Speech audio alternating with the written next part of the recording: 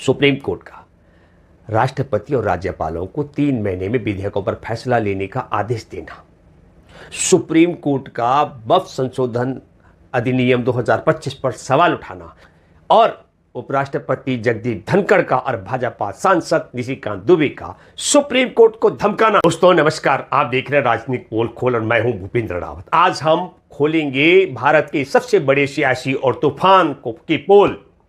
पहले वक्फ बोर्ड संशोधन अधिनियम 2025, जिसमें गैर मुसलमानों को वक्फ बोर्ड में शामिल करना, कलेक्टर को असीमित शक्तियां दे करके कब्रिस्तान, मस्जिदों और दरगाहों की जमीनों को विवादित कराने की चाल चलना और 5 साल का आस्तिक मुसलमान का सर्टिफिकेट हासिल करने के बाद ही खुदा को संपत्ति दान करने का अधिकार मुसलमानों को मिल पाएगा। और जिन संपत्तियों को पहले अदालत वक्फ बोर्ड की संपत्ति घोषित कर चुकी है, उन पर भी सवाल उठाने की जो छूट दी गई है। राष्ट्रपति और राज्यपालों के द्वारा जो विपक्ष की सरकारों के विधेयकों को लटकाया था लंबे समय तक, उसमें 3 महीने में फैसला लेने का आदेश देना, क्या यह संविधान की सीमा लांघना है? उपराष्ट्रपति जगदीप धनखड़ ने सुप्रीम कोर्ट को परमाणु मिसाइल कहा और भाजपा सांसद निशिकांत दुबे ने मुख्य न्यायाधीश संजीव खन्ना को धार्मिक उन्माद का जिम्मेदार ठहराया। क्या यह धमकियां संवैधानिक हैं या कोर्ट को कमजोर करने की साजिश है? दोस्तों, सवाल यह है कि क्या सुप्रीम कोर्ट संविधान का रक्षक है या सुप्रीम कोर्ट हद पार कर रहा है? क्या दुबे का धार्मिक उन्माद वाला जो बयान है वो झूठा है तो दुबे के खिलाफ क्या मुकदमा चलना चाहिए? और यदि निशिकांत दुबे का यह आरोप सत्य है तो मुख्य न्यायाधीश सुप्रीम कोर्ट के संजीव खन्ना को क्या कुर्सी त्याग देनी चाहिए? क्या धनखड़ की भाषा एक उपराष्ट्रपति की गरिमा के खिलाफ है? चलिए इस सियासी जंग में घुसते हैं। बने रहिए क्योंकि आज की पोल खोल झन्नाटेदार होने वाली है। चलिए पहले उस फैसले की बात करते हैं जिसने सियासी आग लगा दी। 8 अप्रैल 2025 को सुप्रीम कोर्ट ने तमिलनाडु बनाम राज्यपाल मामले में कहा, राज्यपाल और राष्ट्रपति को राज्य सरकारों के विधेयकों पर 3 महीने में फैसला लेना होगा। अगर संवैधानिक सवाल है तो अनुच्छेद 143 के तहत कोर्ट से सलाह लें। पहले तो राज्यपाल और राष्ट्रपति विधेयकों को सालों तक लटकाते थे। कोर्ट ने कहा अब यह नहीं चलेगा। अब सवाल यह है, क्या यह फैसला संवैधानिक है? संविधान के अनुच्छेद 200 और 201 में कोई समय सीमा नहीं, लेकिन कोर्ट ने जितनी जल्दी हो सके इसे समयबद्ध कार्रवाई माना। तमिलनाडु और पंजाब जैसे मामलों में कोर्ट ने चुनी हुई सरकार की इच्छा को बचाया, लेकिन उपराष्ट्रपति धनखड़ और निशिकांत दुबे कहते हैं ये कोर्ट की हदबंदी है। तो क्या कोर्ट ने लोकतंत्र की रक्षा की या संविधान की सीमाएं लांघी हैं? आप क्या सोचते हैं? कमेंट्स में बताएं। अब बात करते हैं उपराष्ट्रपति जगदीप धनखड़ की, जिन्होंने सुप्रीम कोर्ट पर सीधा हमला बोला। 17 अप्रैल को धनखड़ ने समय सीमा वाले फैसले को राष्ट्रपति पर हमला बताया और अनुच्छेद 142 को लोकतंत्र के खिलाफ परमाणु मिसाइल कहा।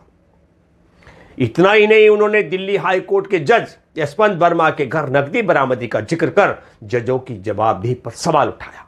सवाल यह है, क्या धनखड़ की भाषा संवैधानिक, न्याय संगत और सम्मानजनक थी? एक तरफ धनखड़ उपराष्ट्रपति हैं और उन्हें संवैधानिक संस्थाओं की गरिमा को बनाए रखना चाहिए। उनकी आलोचना में दम हो सकता है।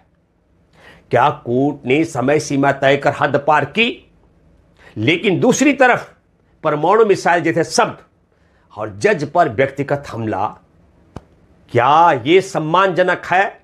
संविधान कोर्ट को स्वतंत्रता देता है और धनखड़ का रुख क्या कोर्ट को कमजोर करने की कोशिश है?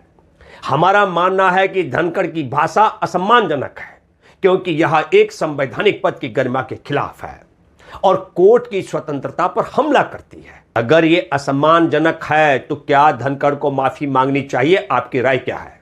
अब आते हैं सबसे बड़े बवाल पर। भाजपा सांसद निशिकांत दुबे का बयान 19 अप्रैल को।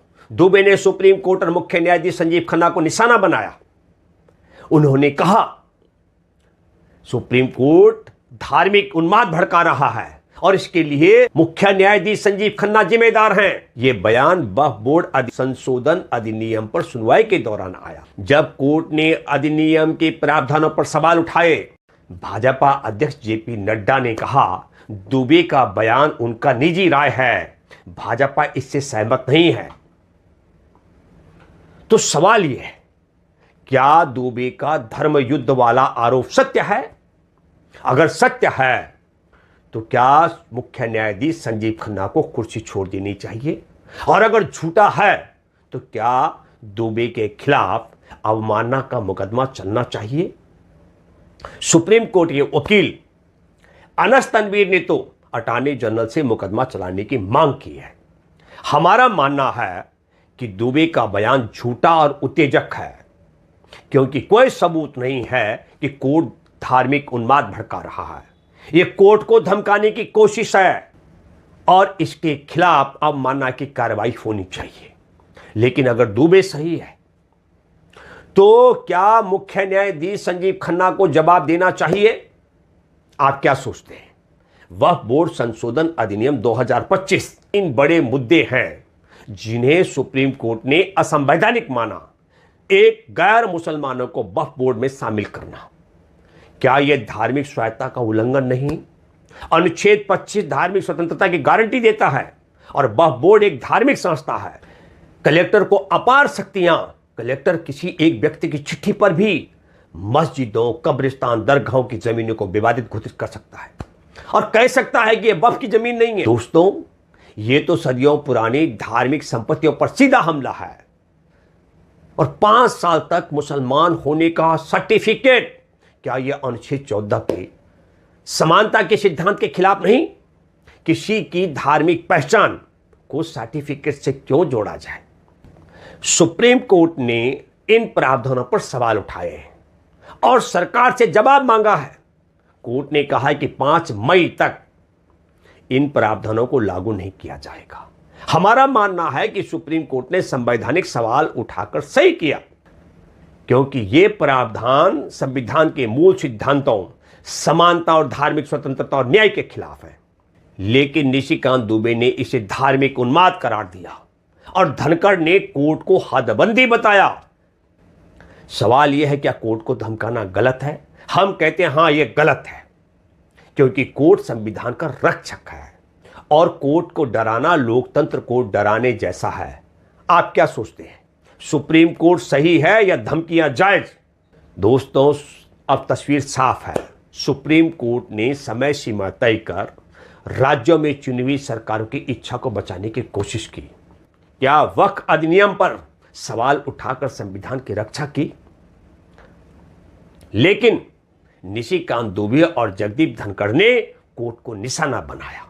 दुबे का आरोप सुप्रीम कोर्ट पर, सुप्रीम कोर्ट धार्मिक उन्माद फैला रहा है, तो दुबे के खिलाफ अवमानना का केस बनता है। अगर सत्य है तो मुख्य न्यायाधीश को जवाब देना चाहिए। धनखड़ की कठोर भाषा एक उपराष्ट्रपति की गरिमा के खिलाफ है।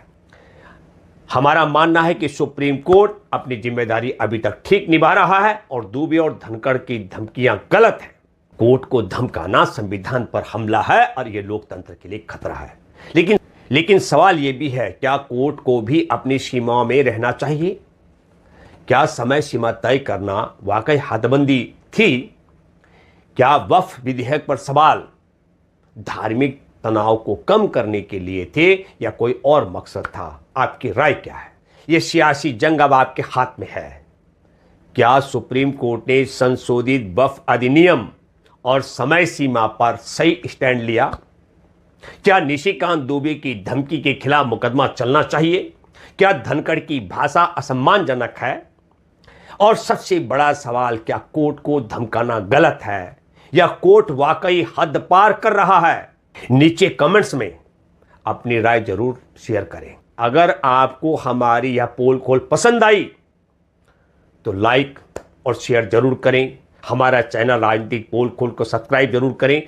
अगर आपको हमारी यह पोल खोल पसंद आई तो लाइक करें, शेयर करें, राजनीतिक पोल खोल को सब्सक्राइब करना ना भूलें और घंटी दबाइए ताकि हर नई वीडियो की खबर आपको मिले।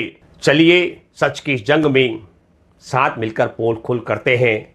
और मिलते हैं अगली वीडियो में। तब तक के लिए जय हिंद, जय भारत।